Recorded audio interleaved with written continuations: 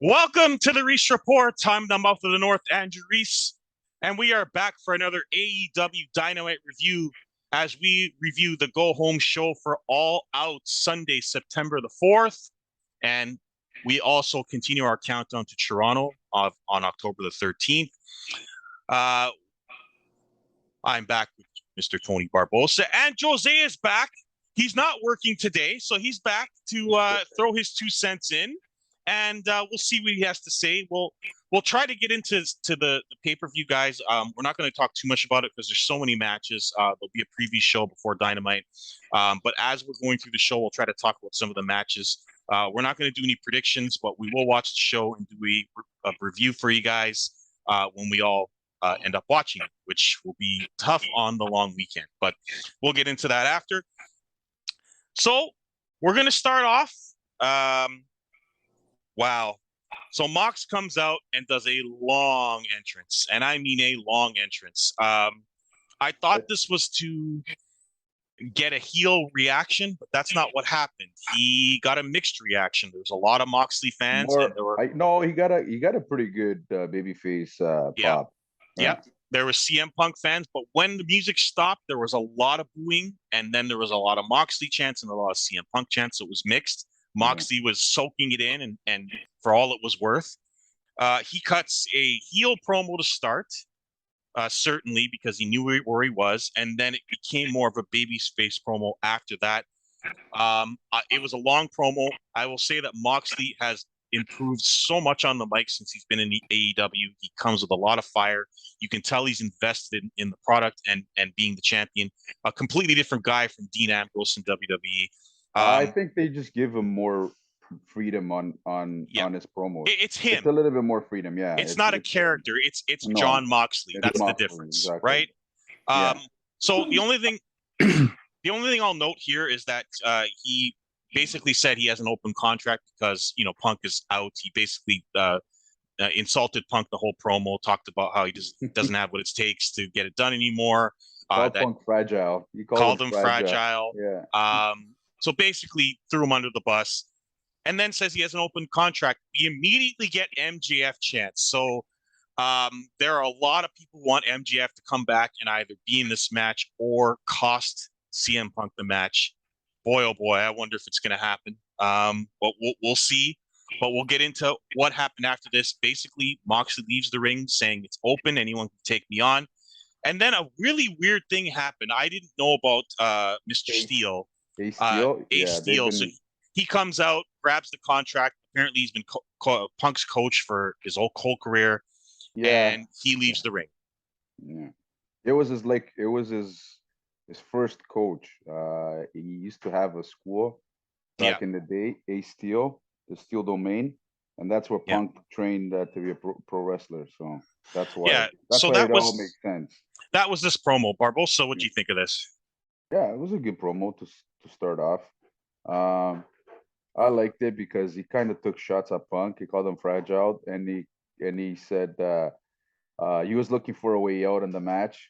So it was a good little. Yeah, said he had 57 minutes left because No, he called him the modern day 60-minute man. Yeah, and he only went 3 minutes. 3 minutes. Yeah. So that was pretty cool.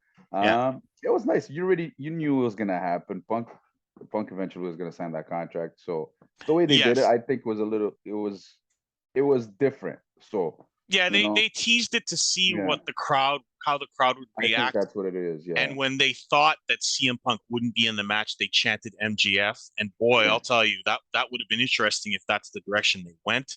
But I think they're just teasing it now because people expect MGF to come back at this pay-per-view in some capacity. So we'll see. It's a big tease. We'll get into it after Jose on what we think is going to happen in the match. But we'll explore that later as they announce it. But that was just the promo.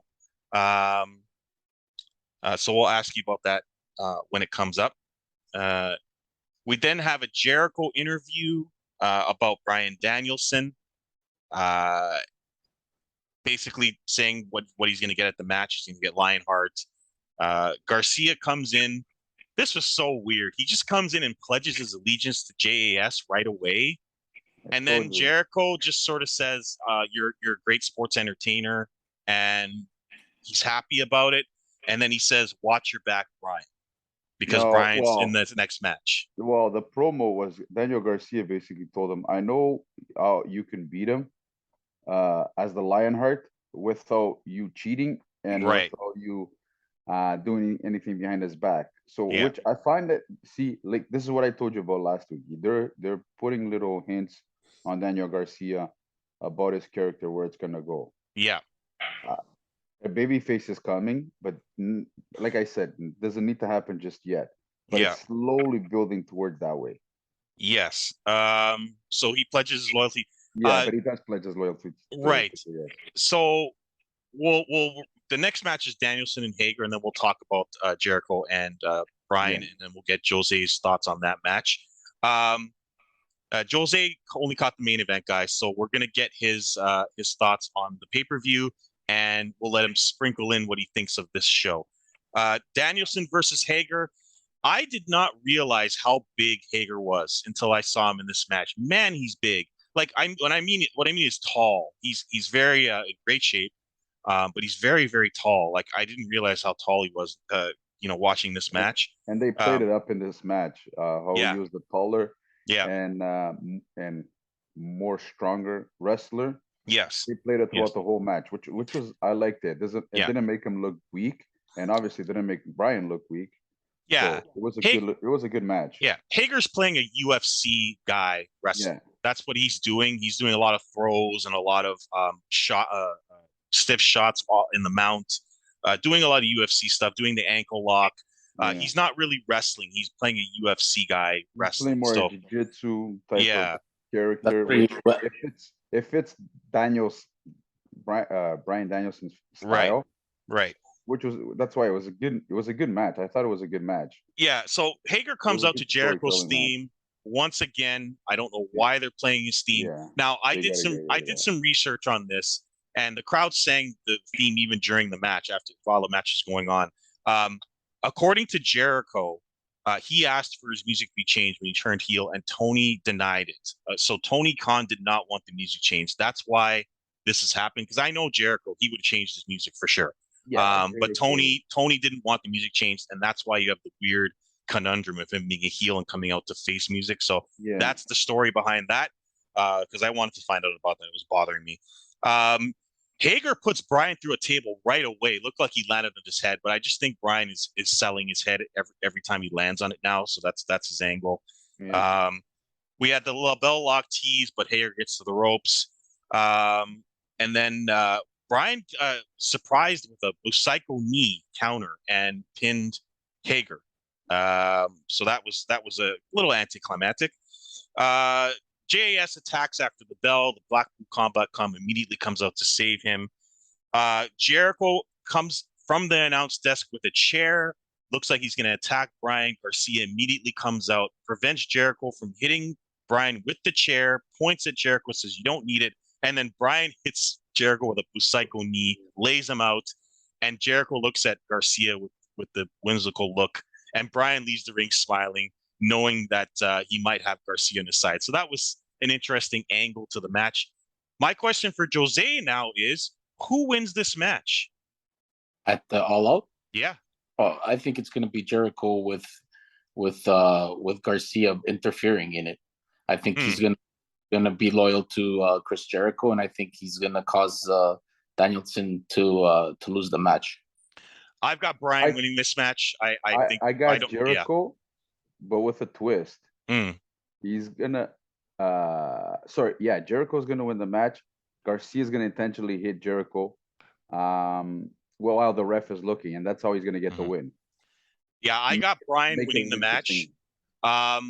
And the reason I have Brian winning the match is because I think that's CM Punk's next opponent. So I that's what I think is going to happen.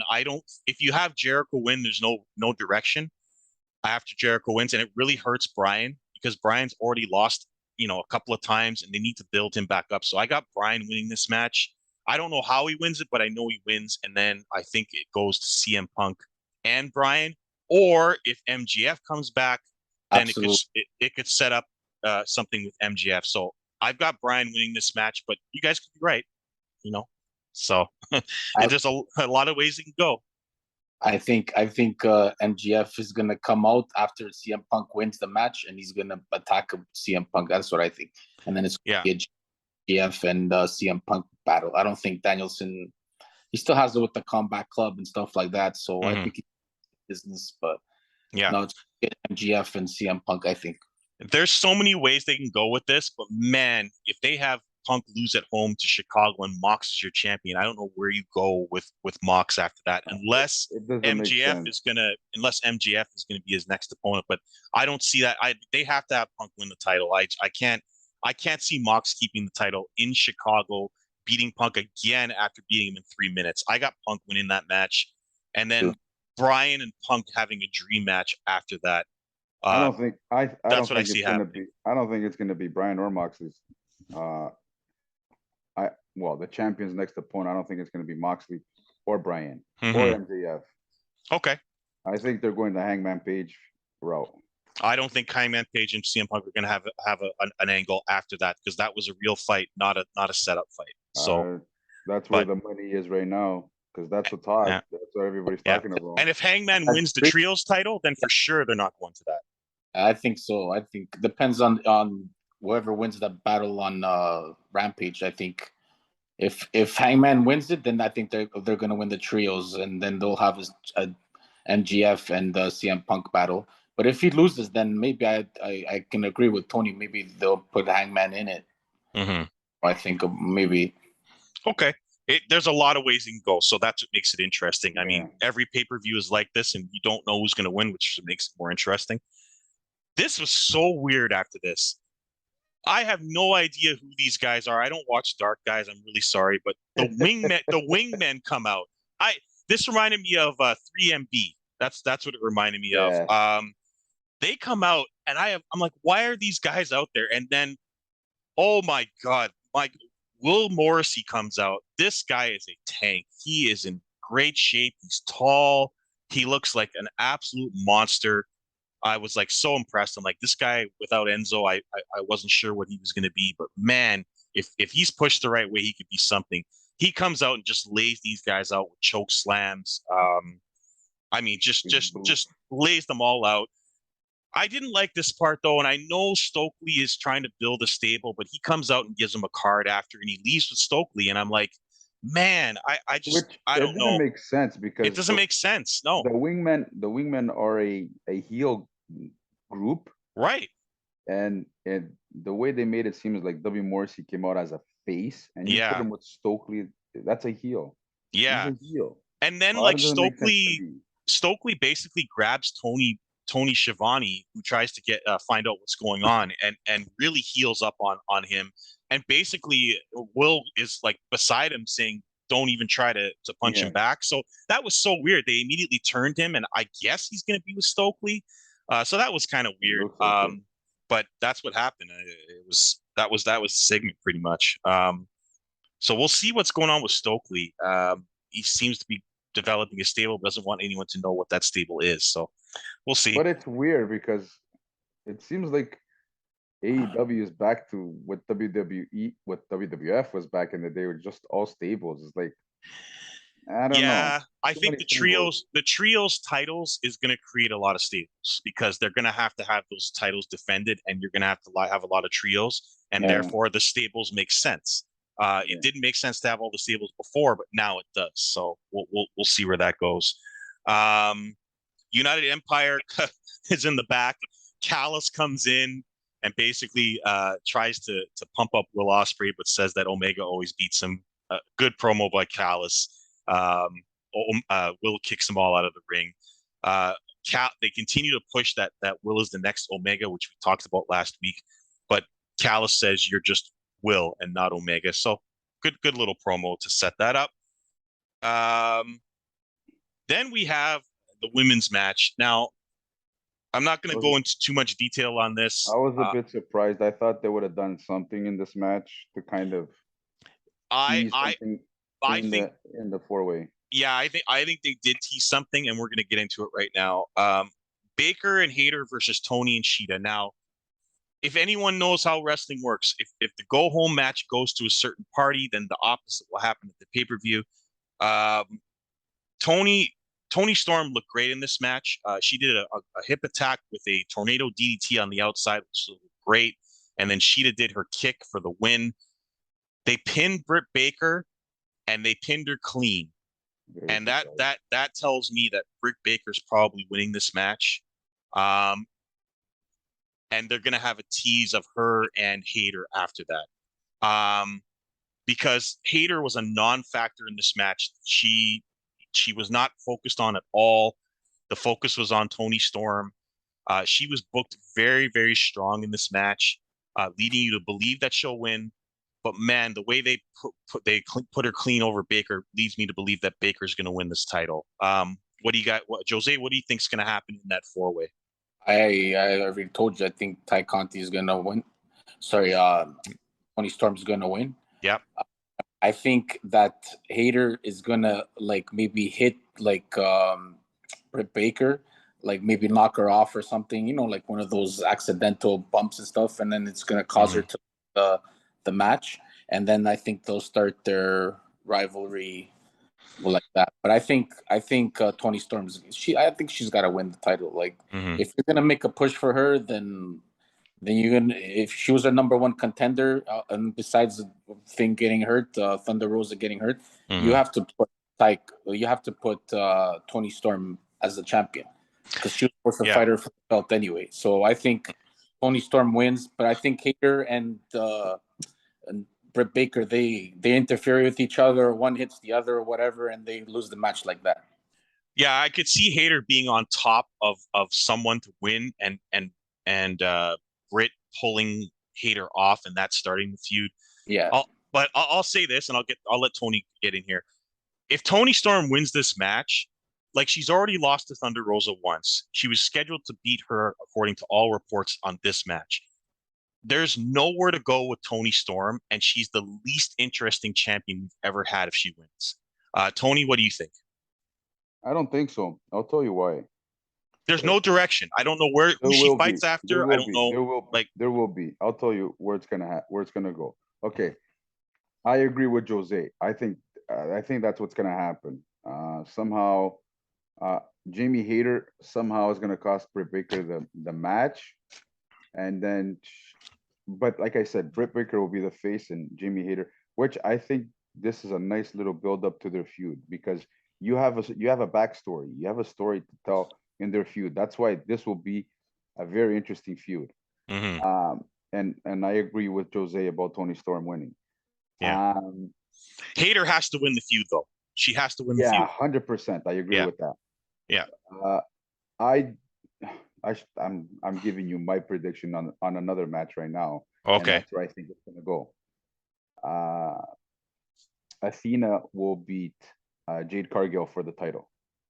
Yeah, they have not pushed that match at all. Man, and that's gonna be the next contender. But Jade Cargill is gonna lose the match somehow. I don't know how. I think that's where it's gonna go. And then obviously they're gonna build her back up again, and she'll be the first. I don't know if she'll be the first challenger for Tony Storm. She will be one of their bigger pay-per-views. She'll be the next. So Tony fights Jade Cargill and Cargill loses again? I don't see that happening. Yeah. There's no way. 100%. I can't see Jade Cargill going to face Tony Storm and losing twice in a row. But she's already over. You're already putting her as the yeah, but they booked her to not lose. They booked her so strong. It doesn't matter. You can't. You're gonna do the same thing with Goldberg. Look what happened with Goldberg. You can't do that. I think I don't know. If Athena's gonna win, then they have to have her have the title for a while, and she has to be pushed really strong. That's what I'm saying. Right? Tony Storm will fight Serena Deeb again. Will get another opportunity. Yes. I think Shida. They're gonna have a match. Yep. And absolutely. Obviously, Tony Storm was gonna win. They're gonna build up Tony Storm, and they'll build up Jade Cargill, and that's why I think the major feud for the women's title will be Tony Storm and Jade Cargill. Okay. Yep. Or maybe a surprise comes out at the pay-per-view. No, New no, wrestler. I don't know. You No, never know. Tony don't. Khan, he's I- like he likes to surprise people a lot, man. Especially in the There's no other women wrestlers right now that you can say, either WWE has scooped them up again, or Yeah. they're already in AEW. They have enough talent there. They're just not pushing the women properly, Yeah, and that's yeah. what's led to this. But Exactly. we'll see. It could go a bunch of different ways. Again, I like unpredictable stuff, so this is great. That's what makes the pay-per-view good. 100%. If it had just been Tony Storm and Thunder Rosa, it would have been a bad match and it would have been predictable. So this is better. We go or the other scenario is you get a heel Thunder Rosa. Oh, she's coming back as a heel. I don't think there's any question that when she comes back, she'll be a heel. I think that's the direction. Even though, because I think she's failed as a babyface big time. So we'll see. We have a promo in the back for Pac and Kip Sabian. Yeah, it's a recap of what happened. A recap, and a little bit of a promo from Kip and Pac. This will be a great match. I like what they've done with Kip. He looks great. I like the white hair and the underrated. I like what they've done with him. And Pac is, as usual, is great. I expect Pac to retain, but this will be a good match. Now we go. You got Amiro backstage promo. Yes, Miro. This was Miro talking to God is one of the greatest character changes we've seen in AEW. This guy went from a video game guy who's useless to this Redeemer character and who's talking to God, and it's just been an amazing thing for him. I know they haven't used him that much recently, but every time they do, it feels like he's more important each time. And so this was a nice little addition because they put Darby and Sting in the promo as well. I kind of like the way they did it. Yeah, I kind of like the way they did it. It was pretty well done. I like they're not together, but they are for one. Yeah, it was good. I'm actually enjoying this. Like, kind of gave me a little bit of a sense into going into this match in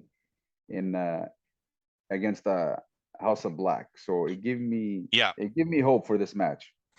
I mean, it'll be a good match. But boy, who goes over? And I mean, House of Black. Like, I think that but the way that promo was done, it makes it feel like they're splitting House of Black up. That I mean, the way they've lost, the way they've been booked, and the way that they booked Brody Lee or Brody King, I feel like they're splitting this team up. You can't. They're too good. They're too good of a team, and they fit well together. I wouldn't break them up. Just the way they've been booked, and I mean, Brody King's been booked stronger as a singles wrestler than with the House of Black. They're gonna go over. Gonna go over. I think House of Black will win this feud, though. I have a hard time believing Miro loses this match with Sting and Darby. I think Miro can still look strong because he's not the one that's gonna get pinned. I still believe Darby Allin's gonna get pinned by Brody King. I still believe Brody King will go over Darby Allin. I've got Darby's team winning this match. Jose, what do you think? I think House of Black. I think Brody King will choke out Darby Allin again. Yeah, I don't see that happening 3 times in like they gotta come up with a different. They gotta come up with a different finish. Because Darby Allin won the casket match, right? Yeah. Darby Allin won the casket match. Yeah, but to me, the focus on this finish has to not be on Darby and Brody King again. Like, it has to be a different finish. But you can't have. But you can't. Miro cannot be pinned or. Neither was Sting. I don't think Sting will. Yeah, because Miro will be in a singles match against Malachi Black. That's where it's gonna go. Yeah. Malachi Black and Miro are gonna have a singles match, and I can't wait. I'll sign me up for that. I can't wait for that to happen. Yeah. That's what's gonna end up happening. Yeah, but to me, if that's gonna happen, then it's a split of the House of Black. No. I don't see them splitting. Because I still see them winning the trios titles down the line. They're too good not. Like, they've done nothing with Julia Hart too. Like, why did she join that team? They've done nothing with her. All she does is stand outside the ring. I don't know. I think this is the like, she's supposed to Lana. like. I think Lana's gonna come out. Yeah, that would be nice. Julia, that would make it more interesting. She's gonna interfere in the match, and I think maybe Lana will show up. Now that would be fun if they had Julia Hart and Lana go at it. That would be fun. So hopefully, I mean, there's been rumors about Lana making a comeback, and That's she's what been I'm working out in the gym Yeah. and stuff. So you know what? It'd be fun. You may be right, Jose. And my God, would the promos get more interesting if his God was there? My Yeah. God, okay, it's like nobody touches the Redeemer at 7. Oh, it's just it. Let's hope that Miro gets more interesting and Malachi Black gets more interesting off of this feud. To me, Sting Darby are already over. Brody King is already over. Buddy Matthews, I don't care about. They have to make sure that Miro and Malachi Black specifically are focused on and are made more interesting, and that feud becomes more interesting off of this match. To me, I don't even care who wins. Let that be the match. Maybe Darby Allin joins the House of Black because he's been getting beaten up by freaking Brody. Maybe that's interesting. It's a possibility. He turns on Sting. Because he's been getting stale. And he joins the House of Black. That's one thing. I mean, getting stale. It's a possibility because of the way that he's become a little stale. But man, that's a tough one. But it's possible. So we'll see. That we just made that more interesting than it was, I guess, guys. There you go. So then we get CM Punk comes out, and boy, CM Punk is a great actor. I just like he came out and he made me believe that he was retiring. Like I knew he wasn't, but the way he does it, he makes you feel for him. There are so many guys that come out and they say, like they'll cut a promo like this, and you don't believe them for a second. CM Punk made me believe that he was retiring. I don't know about Ace Steel coming out and pumping him up. I didn't like that part because CM Punk's been a guy that's always pumped himself up and made you believe that he's the man and he'll fight through. So I didn't like the Ace Steel part, but I didn't like the promo at the beginning at all because of that reason. Yeah, I didn't like it. It's too much. Oh, him starting to cry. That's not.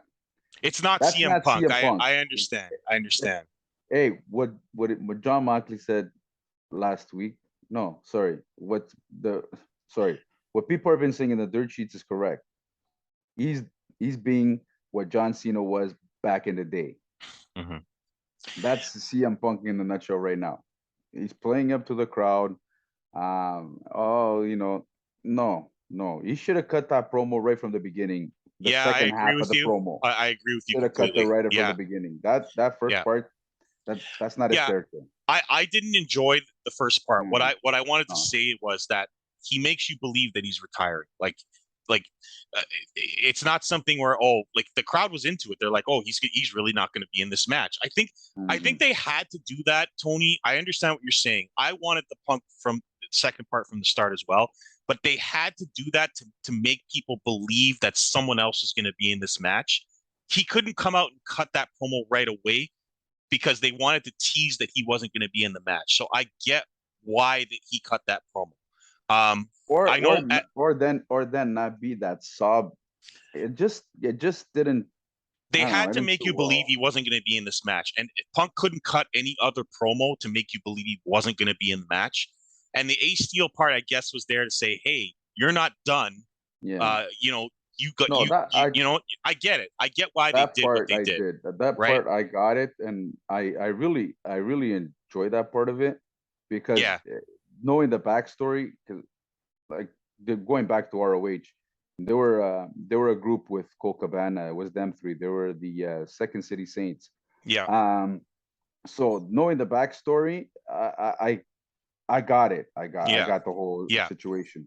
The second part was amazing. The first part, it didn't sit well with me. To me, that was just a tease. It was just a tease. And the funny thing is, in that promo, the second half of the promo, I don't know if you caught it. He was standing, like when he was cutting that promo in the balcony. I don't know if you noticed. You see the guy standing behind him? Yes. The shirt? Yeah. I did catch it. And it was this big guy behind him, and he was slapping all the hands after. But man, that promo was so good. And the second part made me forget about the first part. But the guy, what was funny about it? The guy that was behind Punk, that fan, was wearing a Hangman Page shirt. Yeah. I thought it was pretty cool. I don't know if he did that on purpose. Well, he went up to that part of the crowd for a reason. Yeah, I don't know. Like I said, I don't know if he did it on purpose or it was a coincidence. But it just added to the promo. Yeah. And once again, listening to this promo made me think there's no chance they're going to Hangman Page after this. There's too much real heat there. This is not Shawn Michaels and Bret Hart. I also don't think that they're going to have Hangman Page lose to him again. They got to build Hangman back up. You're not going to do that by putting him in the ring against Punk and having him get beat. That's only going to hurt Hangman Page and maybe even hurt Punk's title reign. So no, they're not going back to Hangman Page. I don't see that happening. They're going to have to put Punk against someone more interesting that he hasn't fought before, which is why I think he will fight Bryan Danielson next. I think that I don't think you can have that match right away. If you're gonna have Danielson lose, well, you could have him fight Omega, but Omega's not ready. I mean, you could have him fight Omega. They've got to go to these matches. What are you going to wait for? They have to put him in these matches. Omega, Danielson, there's so many dream matches. You got to, you could. Not ready yet, man. Omega's. I don't think so either. No, I don't think so either. Watching a lot of moves, and even tonight, like the last, it was a couple of botches that he did and stuff like that. This is why it's important to have guys like Malachi Black and Miro be pushed up to the top, because he's going to need opponents, Punk. And there are a lot of talented guys there, but they need to be pushed better to get to that level to fight Punk. So,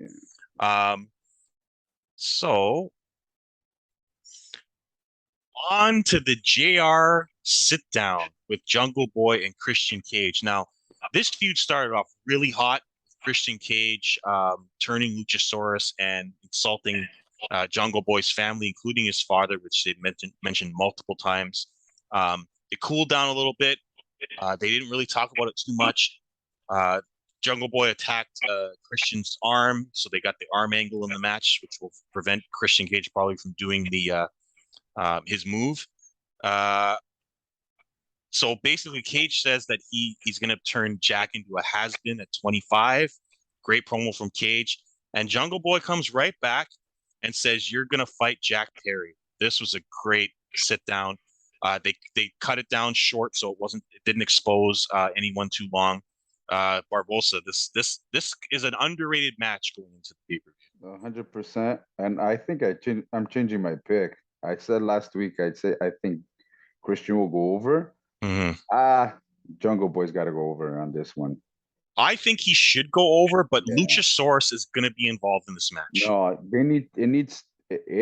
after this promo, it just makes the perfect sense to put Jungle Boy over.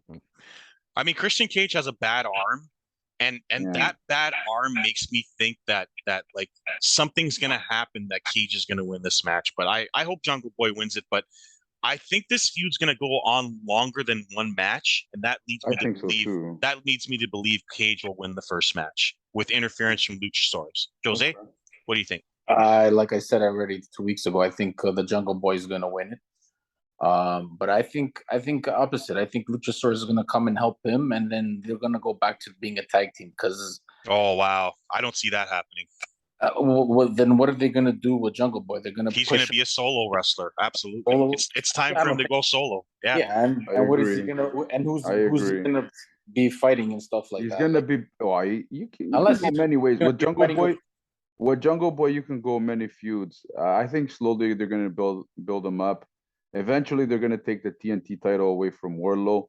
I don't know when it's going to happen. Not for a while. How it's going to happen. Yeah. But I believe Jungle Boy eventually will get that title.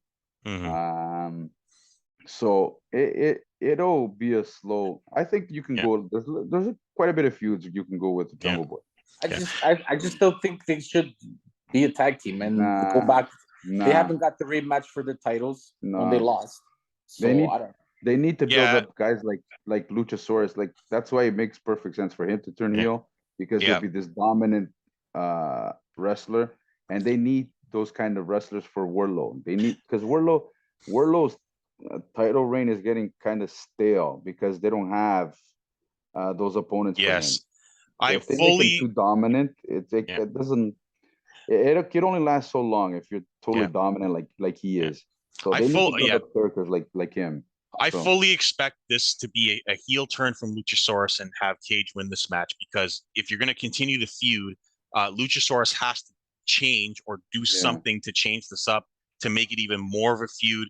Then you have Luchasaurus on his own. You have Jungle Boy on his own, who's now cutting promos. They would not have had Jungle Boy cut promos if he was going to be. You can't have Luchasaurus on his own. That's why with Christian, you have the mouthpiece there. Yes, with Christian, yes.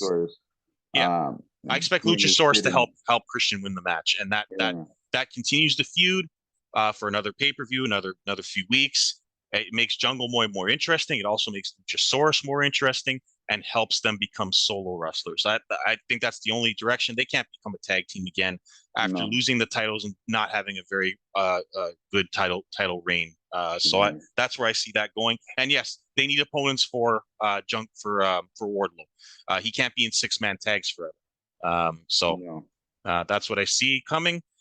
To Wardlow and FTR against Jobbers.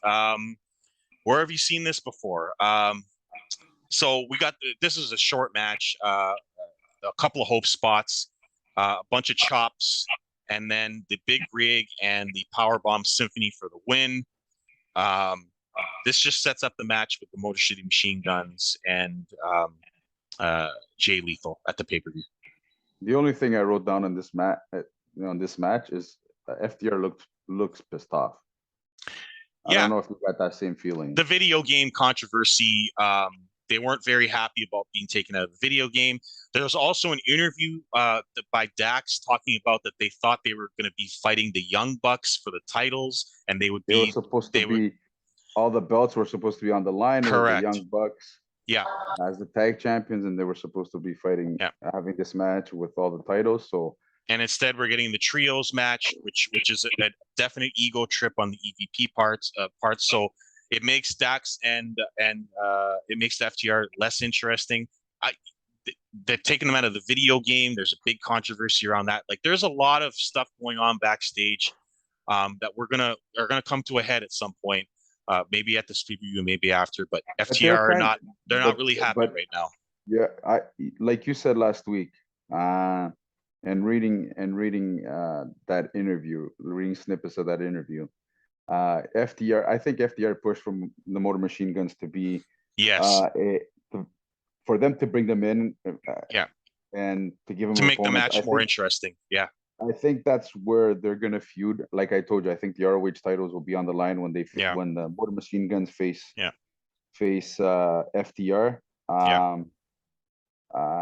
That's why they needed opponents, so that's why I don't think there's any question right now that the Bucks are not happy that FTR are the best team in the world right now, and there's nothing they can do about it.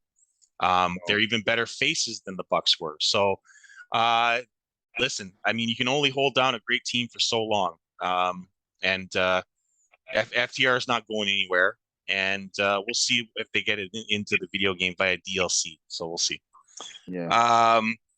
Mox comes back out. I thought this was overkill. I thought they should have just left Sleeping Dogs lie until the pay-per-view. Mox comes back out, cuts another promo on Punk, says that he's gonna bleed. Said something about that he was gonna he'll take him on. You'll display brutality. Yes. And how CM Punk is the fake Messiah and he's the real one. Yes. And then he talks about being legendary and was about to say something else, but they cued the music because they wanted to go on to the next. And Mox looked pissed that he got cut off and threw the microphone into the crowd, which was funny.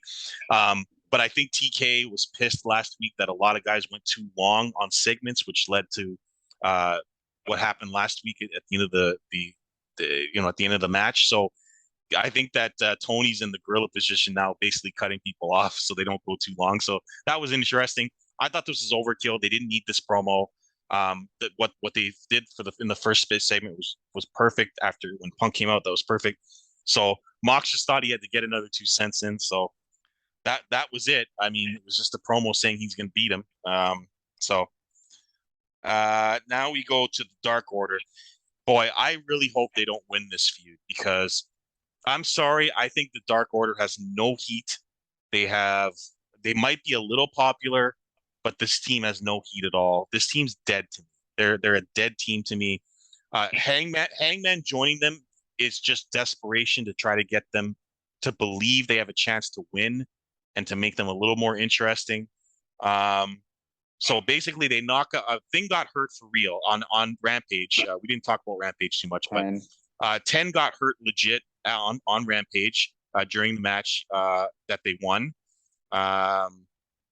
And that knocked him out. And then they did the Evil Uno tease, and then Hangman comes in to take his place. I don't know if that was set up, but I believe 10 actually got hurt. So that makes you think, oh, maybe because Hangman's there, he'll win. There'll be an upset over the Bucks. I don't see it happening. I think the Bucks and Omega are winning the finals. What do you guys think? Is it kind of obvious who's going to win this match? No, I don't think so, man. Like I told you, I think All Elite's gonna interfere in that match, and I think they're gonna cost them the titles. I think Adam Cole and Fisher, whatever his name, Fisher, Bobby Fish. Yeah, I think they're gonna interfere in that match, and I think it's gonna. I didn't think of that. I didn't think about that, and you're right. They could come back and cost them the match, setting up their feud, and then that's fine if you want to have the Dark Order and Hangman have the titles. That's fine. No. Then the best friends got to go over on that match on Rampage. Wow, you're good. That would be the most dull champions ever. Holy jeez! Wow, buddy, Orange Cassidy. Tony is underrated, man. I think he's very high. I love Orange Cassidy. I love Orange Cassidy. He's the best friends I'm not high on. Tony Khan is very high on Orange Cassidy. Absolutely, he should be. He's gonna want to put a title on him. Because he's that high on Orange Cassidy, he's gonna want to put a title. So that's why, okay. Yeah, I get your point. that's good. That works. I wouldn't mind. I wouldn't mind them having titles. As a trios, him and best friends, I don't mind. To tell you the truth, I don't mind at all. Yeah. You could also have Omega and the Bucks win, and then have the elite come out. You know what? But it doesn't. The feud doesn't have that. You know what I mean? It's not like if they win the titles, yeah. If you cost them the titles, then you have legit. I think that's a better idea. Eventually, Adam Cole, Fish, and Thing will be the trio champion. Yeah. And they're the ones that could beat best friends, which I think would be a better option to go that way. I never thought of that, Jose, but that's a good point. Yeah, that's a very good point. And Omega probably wants to fight singles. He probably wants to be a singles wrestler. It's not, it's too obvious. It's because too obvious for Thing to win the titles. He had better movement. Yeah, he had better movement today on his match. So yes. He's slowly gonna getting back into it. Yeah, I forgot to mention that Andrade, who might be the most wasted wrestler in AEW, attacked Evil Uno to knock him out of the match after offering him some money. I'm sure hoping right now he wishes he was back in WWE. My God, is he wasted? He might as well be with his wife and just following her around.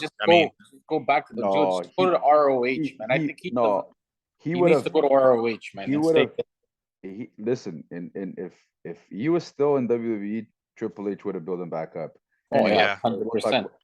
But you're right, Jose, and I said that to Reese last week.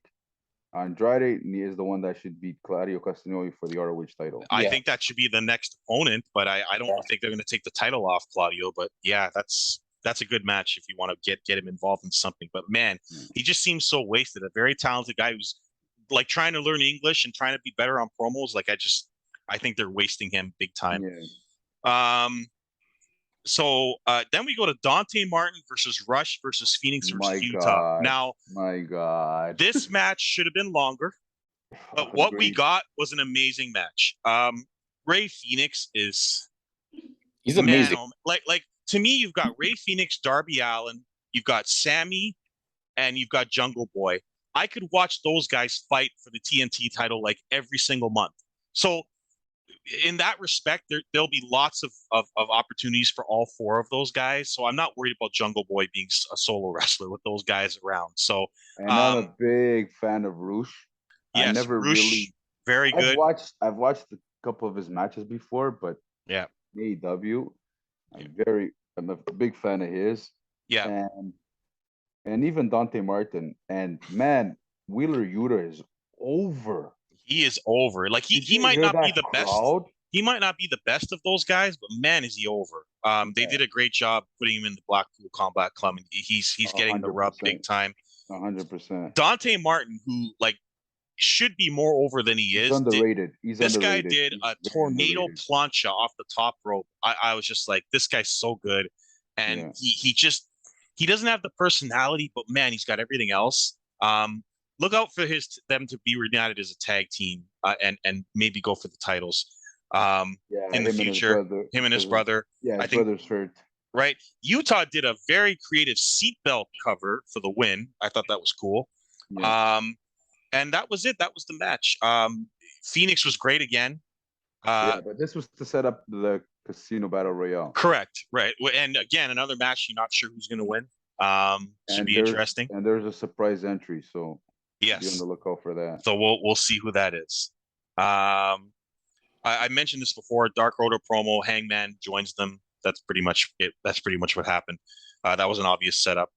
Now we get to the main event, and Jose, this is the match you actually saw. So I'll ask you about this first. United Empire versus the Elite. They do the entrances. Omega does his entrance. This was so great. They had what's his name there? The announcer there do the Omega entrance, and they basically said that he's beaten Will Ospreay in every single match they've been in. So that was interesting. I thought they'd put the camera on him. Yes. How do you do that? How do you do that? Like, they're heels. He's a face. I know. And that's a heel entrance, and then you go to Jericho's a heel who has a baby face music. That's it. I think Jericho and Omega are at the point now where they're just not going to get booed. I mean, they're just not going to get booed now. They're going to have cheers and boos, but Omega, when he's a heel.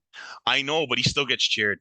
Yeah, absolutely. And he fights a babyface style. Like Omega never changes his style. He fights like a babyface, and that's the problem with making him a heel. But he did a great job as a heel champion. I'll say that for sure. And Callis is still there. Like they're heels, but they're fighting like babyfaces. That's the problem when you're trying to book that team. This is great. All my notes are on Will Ospreay. This guy's amazing. He's new for me because I didn't not watch him in New Japan.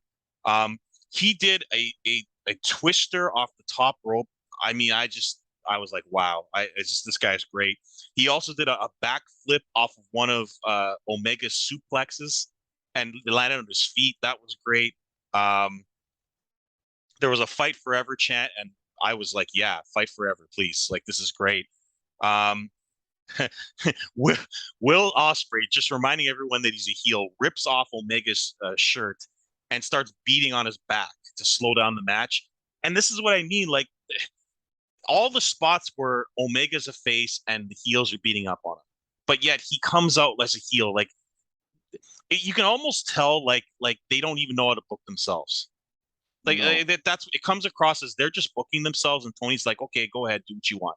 It just comes across that way, which is why I get the feeling they're going to win these titles despite everyone else not wanting to win the titles. And that'll be their heel turn. It's the Kevin Nash, Hulk Hogan booking again all over. And they're the heels, but they're playing the cool guy heels.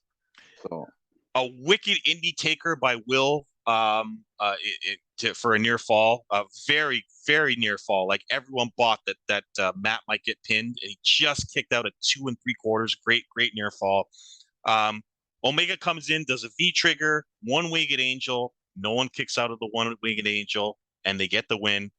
After the match, great focus on Will sitting on the entranceway, staring a hole through Omega, teasing that will be the next feud, which is pretty obvious to me. It's going to be them two at some point. And that will be Omega's first singles match after this trios thing is over with. No, because Ospreay is not an AEW guy. No, but they can still fight each other at a pay-per-view. I mean, well, or on Dynamite. I mean, they could. Maybe one of those forbidden pay-per-view or something. Yeah, that's probably the only way, because I don't see Will Ospreay losing it again to Kenny Omega. Well, Tony, and this is the thing. Tony said that there's going to be a Forbidden Door in Japan. Yes. Yeah. Sorry. they're no, not a forbidden door. What Uh, I've heard so is that's where they'll the have the Kingdom, match. the New Japan, the big what I forgot the name of the pay-per-view. It's called It's in the their United big Kingdom. it's their something Kingdom. Right. They're Right. talking about AEW wrestlers go over there And because that's they're where having Will it gets the win tonight. over Omega. Right. Yeah, I think that's probably what they're trying to set up. Yeah, that's what I think they're setting up. It's not going to be here, but in that they'll fight over there, and then maybe that leads to a match back here at the next Forbidden Door. There's a lot of different ways you can go with that, but the stare down was so long, it makes me think that something's going to happen there. Yeah. So that was the and I wanted to mention this because I was reading about it today. Kevin Nash goes on the offensive, and Kevin Nash has a podcast now called The Click that he does every week, where he talks about future, past, current wrestling, and he basically last week's match, which was great, got 5 stars from Dave Meltzer, and I guess that was pointed out on Twitter. And then Kevin Nash basically tweets at Will Ospreay and says, "How's your merchandise sales?" And it just became like a stupid Twitter thing. And Nash can't really work like that. We all know this. And he was in an era where he could take advantage of merchandise and clearly did and was with Hogan and stuff. So it's never going to compare to that era. But I just found that was a kind of a silly thing that happened. And then I watched Will and I'm like, listen, this guy's great. He's not Kevin Nash. and he's never going to be Kevin Nash, and vice versa. Nash is never going to be Will Ospreay. So it's like, let's not talk about that now. But Nash is going to take his shots. He took a shot at Punk and called him vanilla midget and all that stuff. So that's just Nash being the old angry man. Jose, what do you think about this 30-minute match around there? It was amazing, man. Like two great teams going at it, and the moves were awesome. Like Ospreay is fucking amazing. That guy, like, doing flips over the top ropes. Yeah. Like, it was all around. It was just a great match. Like, you can't. The end, like you guys were saying, like, I think Kenny Omega he's a heel, but like when he starts playing to the crowd and he tells them to like make noise and stuff like that. Yeah. That's like a babyface thing type of thing. You know what I mean? So yeah, it's hard to decide if he's a baby face, if he's a heel, but I think they're gonna turn baby faces, and when they face the All Elite, I think All Elite's coming out at the pay-per-view, and they're gonna they're gonna beat them up, but I think they're gonna cause them the titles. I think whoever wins between the match between the what's it called, the OJ Cassidy and Best friends. Best friends. I think whoever wins the match there, I think they're gonna win the titles. I think my opinion. Yeah. Man, when Cole comes back, they're gonna have a hard time making him a heel. He's gonna get cheered out of the building when he comes out. No, he's a heel. He's a heel. Him and Fish and things. And O'Reilly are heels. Yeah, Fish and O'Reilly are heels, but Cole is over, and Cole is going to get cheered. It's because of the Adam Cole baby. Yeah. Thing. But other than that, he gets. The minute they play that music, man, oh man, is he going to get cheered? Everybody's going to go crazy. Everybody's going to. That's why they won't play the music. It would just be like a run-in. Remember when NXT the way they did it? That's going to be something like that. That's how. You know what though, man? I don't want to see Omega as faces against that team. I like the match. That's the way they should go. But man, I think they're better as heels. I think they're better as heels, the Bucks because they and beat Omega. up the Bucks, right? That's how they beat up the Bucks. Yeah. I guess they're faces now. We'll I mean, they're booking Omega and the Bucks as faces. That's what they're doing. Well, you got to look at it. They faced the Lucha Brothers. They played. Death Triangle. When they faced Death Triangle, they all played the face. Yeah. And against United Empire is the heel team. They're the face team. Yeah. They're faces right now. That's what they are. They're faces, right? And especially because they got betrayed. Especially because the Bucks got betrayed by Adam Cole and O'Reilly and Fish. So they are being booked as faces. Yeah. So that was Dynamite. I wanted to get quickly into the pay-per-view. I'm not going to go through all the matches. What I'm going to ask Jose and Tony, and I'll start with Jose. Are there going to be any title changes? And if there are going to be title changes, who is losing their title? Well, CM Punk's going to win. Yeah. maybe what's it called? Athena's gonna win it. Okay. I think. Yeah. And Tony Storm. Well, that title is vacant, so Yeah. you need Yeah. it's a new champion. Yeah, title changes. Title changes. Yeah. Yeah. And besides the rest, no. I think everything stays the same. Barbosa, what do you think? Punk will win the title. Athena will win the title. The Acclaimed will win the titles. Yeah, I've got the Acclaimed winning the titles. Yeah. And Tony Storm will win the title. I know they're doing Hook is fighting the F. Well, that's not changing. That's not changing. That's not changing. No. And I believe there's another. The All Atlantic. Pac's not losing to Kip Pac's Sabian. not losing. Yeah. No. Losing. TNT title's not on the line. So for me, Punk wins. There's no question in my mind the way that they've booked it that Punk is going to win the title. They'll make Mox look strong. There'll probably be interference that cost Moxley the match. I expect MJF to return and be involved in this match. But what he's trying to do will be the opposite of what he intended to do. So he'll probably cost Mox the match instead of Punk, which was his intention. That's what I think is going to happen. Which leads to possibly Mox and MJF, which I would be perfectly fine with because they haven't fought each other, and it would be great promos back and forth. So I expect Mox and MJF after Punk beats Mox. Then I disagree with you guys. I don't think Athena's going to win. I thought for sure that was the direction, but the way that there's been no heat, no direction, nothing leading to me to believe that they're going to have Jade Cargill lose. Okay. So I don't think Athena wins this particular match. Perhaps in the future Athena wins, but she doesn't win the first match. So I don't have that as a title change. But for sure, the Acclaimed have to win the titles. They've built this up great. They've focused more on them than they have on the actual tag champs. They're way more over than the current tag champs. It makes all the sense in the world for them to win the titles, because there's just no reason for Swerve and Our Glory to have the titles. So I've got them winning. I'm gonna say Britt wins the title, just because there'll be way more interest if she does. But if it's not Britt, then Hater somehow sneaks the title win and Britt gets pissed, or vice versa, to set up their feud. Because I just think if Tony wins, there's no heat, there's no interest, and there's no opponents. So I think the opposite right now with Britt Baker. There's no really nobody for her to face. I think it's face. But if Hater wins, then you and she wins, and Britt's pissed that she won, then that sets up that feud. But you don't need a title for that feud. You don't need the title for that feud. Yeah, that's why the title doesn't make sense for that feud. You just get one of them to cause the other one the title. And I think you got to keep Jamie Hader heel, and the way to do it is you keep Jamie Hader and you keep Rebel as a heel. Yeah, because Britt Baker doesn't need a Rebel.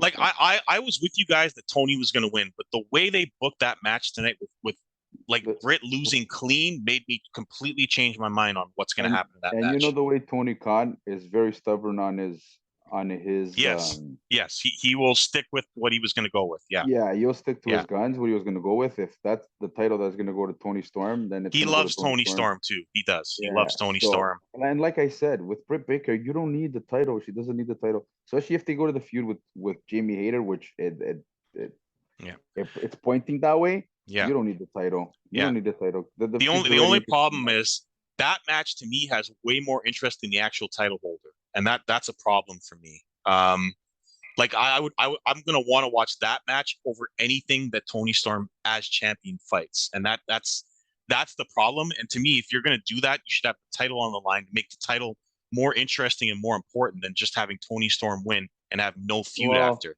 right? Well, the feud Thunder Rosa's gone. Serena Deeb, I mean, you could go back to that again, but have Serena Deeb lose again. There's no interest in that feud. You could have Sheeta. That makes sense. But to have Sheeta lose to her is tough too. So it's like, where do you go? where do you go after? It's just, I don't know. Like, it's going to be the Rosa title reign all over again with Toni Storm as the champion. But we'll see. I guess Toni loves Toni, so she probably wins because Toni loves Toni. So, no change in the All Atlantic title. No change. Hook's going to win again. That I expect that to remain the same. Yeah, I guess that's, and then of course, there's the trios, and I mean, I like Jose's suggestion, but It makes perfect sense. the egos of the Bucks and Omega lead to them winning the titles. That's what I'm going to call. Even though I like Jose's idea a lot better, and I prefer it to go that way. But I'll just say, I mean, yeah, the Athena has no heat. Like, they're gonna have Athena beat Jade Cargill with no heat and there's been nothing leaning towards that happening at all. Like, already that win streak and stuff like that. Like we barely seen Athena on TV, and she's gonna go and beat Jade Cargill. Listen, but that's what makes it more of a shock. It's more of a shock. It's more of a awe type of thing. But right? that's not good for Athena, though. Like, she needs to be built up better than that. Like, no, if she's champion, I think she'll be built better than that. And with her being the TBS title, then I think you have a little bit more possibilities. Yeah, I think they just, what I think they need to do, to tell you the honest truth, is you need to fight both titles. Because I think having both titles really hurts. Yeah. Especially considering the division's not strong. There you go. That's how you can do it. Is you have Jade Cargill beat Athena, Toni Storm winning the title, and that's the next feud is to unify both titles. And after Toni Storm wins the championship and challenges her to a match, I guess TBS is not going to want that, though. They want their own champion. But why? But she doesn't do anything on Dynamite anyway. No, I thought that was the reason they brought the title. But the problem is they don't have it. They've put Jade Cargill over everybody. There's no one else for her to fight, and so they don't even have her cut promos anymore. Like, there's been no heat at all. They just announced the match for Athena. It's like, oh, that's it. They're gonna have a match now. It's like, I mean, nothing's happened to set that match up. It's like, man, it would be kind of anticlimactic if she loses the title to Athena and there's no heat, no storyline, nothing. It's like, what do you do with Jade after she loses? Like, to me, it makes, as much as I hate Jade and like Athena, it doesn't make sense for Jade to lose this match. I don't know, the way they built her up. And Toni loves Jade Cargill. Like, don't ask me why, but loves Jade Cargill. Like, well, that's the person that, right, since day one, that's the original AEW wrestler. Yeah, she came from their system. I don't see Cargill losing the first match to Athena. That's it. That's what. It's not the first match. It's not the first match.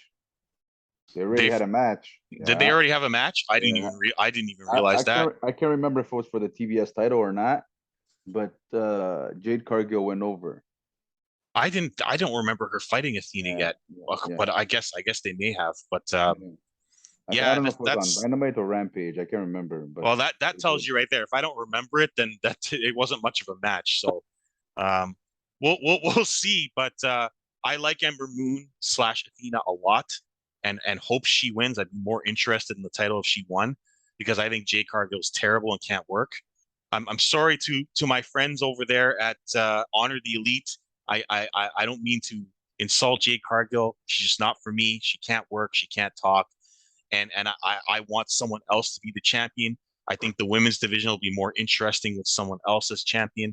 I'm hoping Toni Storm can do that for the women's division on the other side, but I think that they need more interesting champions.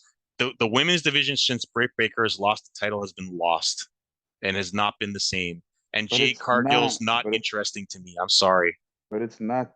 I don't think it's their fault. I think it's the way it's being. I think the women's division's. It hasn't been booked well. No question. Yeah. Yeah, they haven't built really any stars. Yeah. And there's not Ruby Soho is the same, Yeah. doing the same thing as Yeah. she did in WWE. They're just putting it a little bit more time on her on Right. TV. Other than that, Right. Jose, final word. I think the women's division in AEW is weak. Personally, I think it's weak. They're not really.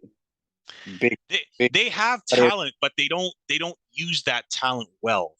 See, that's one thing that the WWE has better than AEW is the women's division, hands down. Yes, but Jose, you would admit they focus on and book the women's division way better in WWE. Like, Impact has got the best women's division, right? Like Becky Lynch got over because they really pushed her. Charlotte Flair got over because they really pushed her. Sasha Banks, they really pushed her. Bailey, they really pushed her. They focused on them. They made them stars. Like they haven't done that in AEW at all. Bianca Belair. Like granted, they're talented and they push themselves through that door, but like they focused on them, right? But they gave them focus. They gave them storylines, like real. They put them in the main event. But Sasha Banks and Bianca Belair were in the main event of WrestleMania. Like that hasn't happened at all in AEW, other than that one crazy match they had at the end of either Rampage or Dynamite, where they were all bleeding and it was great and everyone was over. Oh, Britt Baker and that was a great match, right? That was, great, but they don't do that enough, right? And that's the problem. Like, when are we ever going to see a woman's main event? Like, it hasn't happened. It did happen on Rampage randomly, but that's it. In a pay-per-view, it's gonna be a while. Yeah, right. So that's the problem, and they have to do better. Kenny, if you're out there, Mr. Omega, you got to do better. And we'll see if that improves their product. You're at this stale time where you're not moving up or down, and the WWE is going back up because of Triple H, and you've got to respond. And this pay-per-view is a big pay-per-view for them. It's their top pay-per-view. It has to stand out. You have to do things there's 3 pay-per-views going on all of this weekend. Yeah. WWE's got 2. They got Castle, whatever. Yeah. Yeah. And then they have the NXT. Yeah. And this they're going up against All Out, eh? Yeah. That's right. They're having the on the same night and the same time. So it's NXT and All Out. So this is a big pay-per-view for AEW. In more ways than one. In more ways than one. For the locker room, for the company, for Tony, for the wrestlers, for their competition. This is a big pay-per-view. They have to hit it out of the park. Especially with what's been going on the last few weeks in regards to all the backstage drama that's happening over there. Yeah. And WWE has a lot of momentum with Triple H being there and taking over. So this is big for them. AEW pay-per-view will be sick, trust me. I think it'll be great. Yes. Oh, don't get me wrong. There's matches on there. They're going to be bangers. Yeah. They're going to be. Yeah. And it's going to be a lot of surprises, man. A lot of surprises. Well, maybe 1 or 2. The Casino Battle Royale, they're going to be a surprise, but I don't think it's going to be a surprise as many expected. Yeah. So we'll see. Maybe it'll be Will Morrissey. Maybe it'll be him. If you're gonna debut somebody, you might as well debut him in the ladder match. If you're if W Morrissey was your best option, then you would have debuted him at the ladder match. Yeah, that's true. But it's just such a random appearance. I mean, it's just so random that they brought him out during this Dynamite. Like maybe it's him, but we'll see. So a couple of minutes. I want to thank Tony and Jose for coming on. This is our go home show. I know we went a little bit longer, guys, because we want to preview the pay-per-view a little bit. I'd like to thank Honor the Elite for posting our show on his page and getting us some more views. We really appreciate his support. Thank you, everyone, for watching. Please subscribe to the channel. Please give us some comments and some likes. Hit the like button. Hit the bell button. I know it's a long show to watch, guys. We really appreciate you watching it. Please comment. Let us know what you think and what we could change about the show. We will be doing a review show of All Out. We're not sure when yet because it's the long weekend and we're probably not going to be watching it live. We'll see when we can. Tony and I will probably do a late night watch of the show. Maybe the replay. Jose, I'm not sure when you're going to watch it, but hopefully you're gonna be watching it live. Okay, great. So we'll try to do this on Monday, if not Tuesday. We have a very big week ahead of us. The NFL is starting, and for me, that means multiple shows. So we're gonna have to work a lot of things out this week. An all-out review, a dynamic review, the opening of the NFL season and NFL fantasy season. It's a busy week for me. So I'm hoping we can squeeze it all in, guys. We also do have to do our NFL preview, which I have to talk to Jose about. So until then, I'm the Mouth of North, AndrEW. This is Tony Barbosa. That's Jose Gomes. We'll see you next week on the Reese Report.